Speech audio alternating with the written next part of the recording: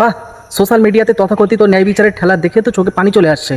একটা স্কুলে মারপিটের video viral হতে আমাদের দেশের কিছু আবাল মার্কা কন্টেন্ট ক্রিয়েটরদের বিবেক হঠাৎ করে ঘুম থেকে জেগে উঠেছে। লাইক আর ভিউয়ের জন্য ক্যামেরার সামনে এসে এমনভাবে কান্নাকাটি জুড়েছে যেন মনে হচ্ছে তাদের চেয়ে বড় সমাজ সংস্কারক এই দুনিয়াতে কেউ নেই। তো ভাই, ট্রেনে রাস্তাঘাটে যখন মুসলিমদেরকে ধরে জোর করে জয় শ্রীরাম বলানো হয়, জয় শ্রীরাম যদি না বলতে চায় কোনো মুসলিম, তখন তাকে মারধর করা হয়, তখন আপনারা কোথায় থাকেন? তখন তো আপনারা তাকে শাস্তি পাওয়ার জন্য কোনো কথা বলেন না, মুখ খোলেন না। মুসলিমদের সাথে যখন মোব লিঞ্চিং করা হয়, তখন আপনাদের মতো এই সস্তা বিবেকটা কোন গর্তে গিয়ে লুকিয়ে থাকে? তখন এই সমস্ত আবাল মার্কা কন্টেন্ট ক্রিয়েটর কোথায় থাকে? তখন কি ভিউ কমে যাওয়ার ভয়ে প্যান্ট ভিজে যায়, নাকি আপনাদের স্ক্রিপ্ট লেখার কলমটা স্তব্ধ হয়ে যায়?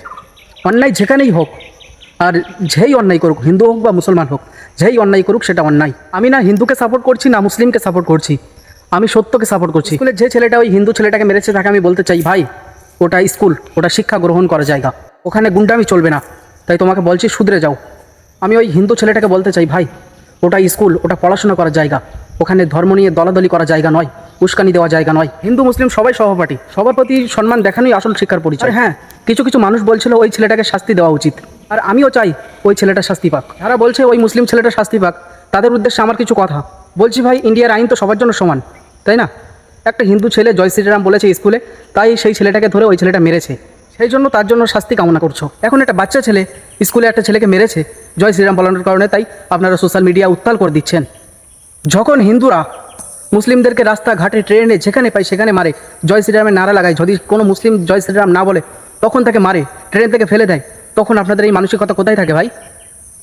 কোন ঘর থেকে লুকিয়ে থাকে আপনাদের এই মানসিকতা? বিচার যদি করতে হয় তাহলে সবার জন্য সমান বিচার করুন। যারা মুসলিমদের জোর করে জয় শ্রীরাম বলিয়েছে তাদেরও শাস্তি পেতে হবে।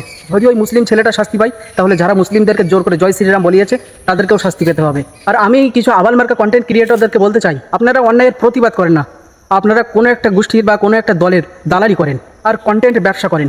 যখন নিজেদের এজেন্ডা মেলে তখন ঝাঁপিয়ে পড়েন ক্যামেরা নিয়ে, আর যখন উল্টো দিকে আসল নৃশংসতা সামনে আসে তখন আপনারা অন্ধ বোবা কালা সেজে বসে থাকেন। এই গুন্ডামি আর সিলেক্টিভ কান্ডাকাটি বন্ধ করুন।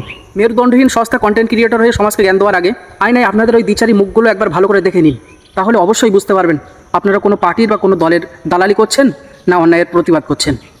তো গাইস, আজকের ভিডিওটা এতটুকু, দেখা হচ্ছে নেক্সট কোনো ভিডিওতে।